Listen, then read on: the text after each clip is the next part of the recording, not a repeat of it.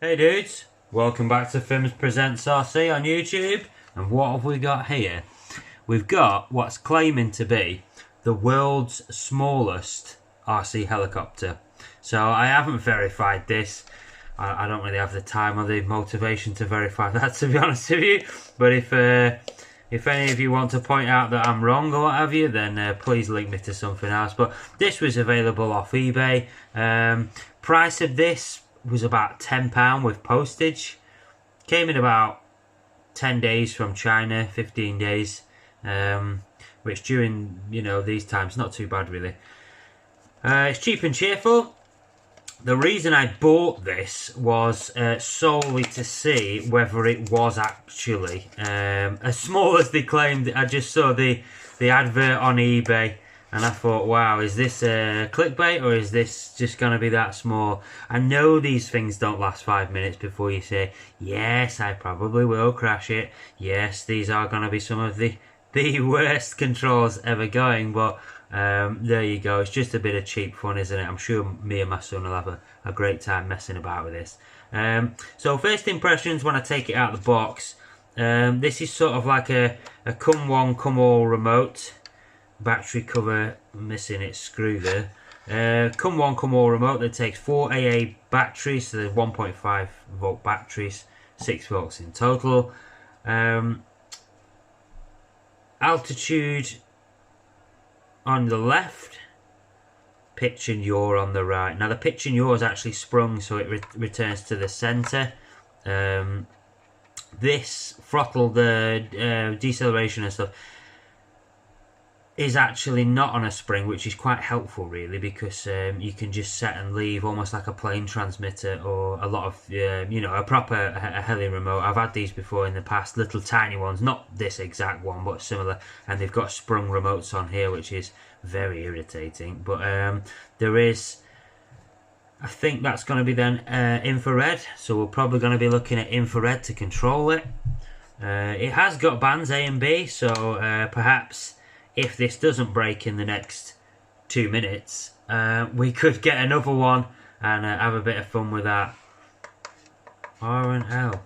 Not quite so sure what they are. I haven't read the instructions yet. Typical man. I will obviously try it before I read the instructions, break it, and then read the instructions afterwards to see where I went wrong.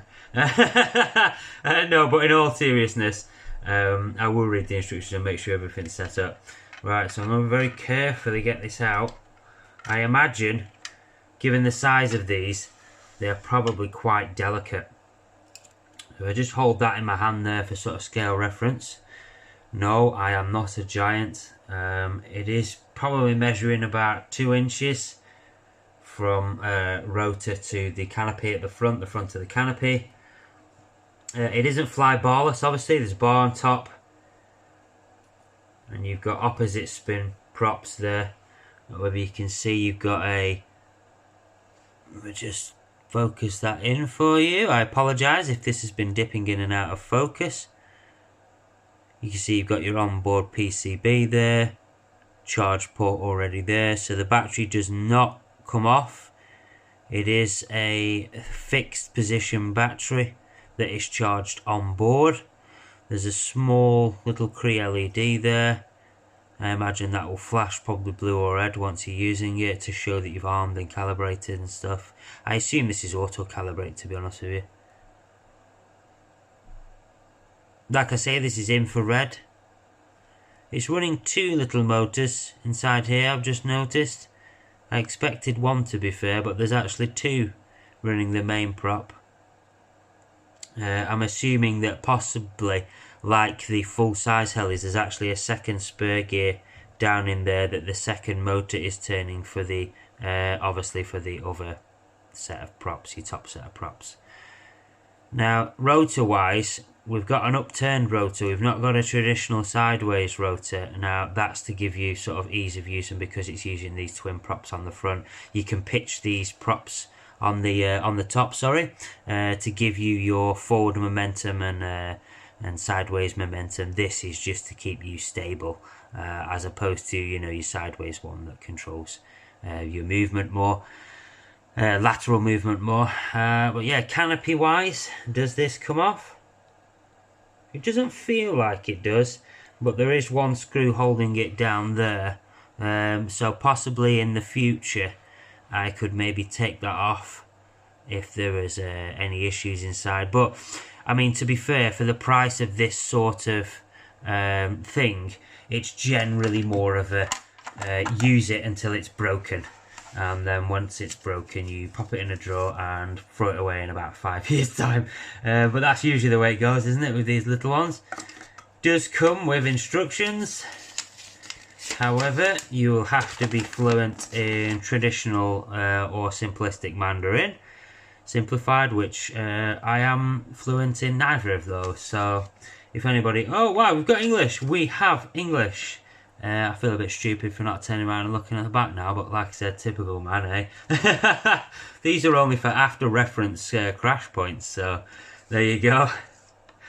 But it does list you everything that you've got there, components. To be honest with you, if something did break, like I said, I'm not so sure you would even want to order more components anyway. For the price of the shipping and stuff, you may as well get an entire new unit and use the other one for space. But there we go, in a nutshell. World's smallest RC helicopter. We're going to get it out and give it a little test in a moment. I'll have to charge the battery because obviously it's been in transit for a little while. Great thing about these is, not that you really would, but you can take them out with you. You can take them to a friend's house or something like that, and it will actually charge itself through the, you see the little lead coming in there? It will actually charge off your batteries that you've got in the back. So you don't need to plug it into the wall. Does not plug into the wall, this at all. I imagine the battery's so small that the trickle current it isn't going to be that great anyway. So you can charge off exclusively off the 4 AAs in the back. And I think that about wraps it up. Once again, thanks very much for watching Fims Presents RC. I really appreciate you guys checking in, checking out the channel, keeping up to date with us. And I appreciate that. Thank you very much, guys. Speak to you soon. Bye.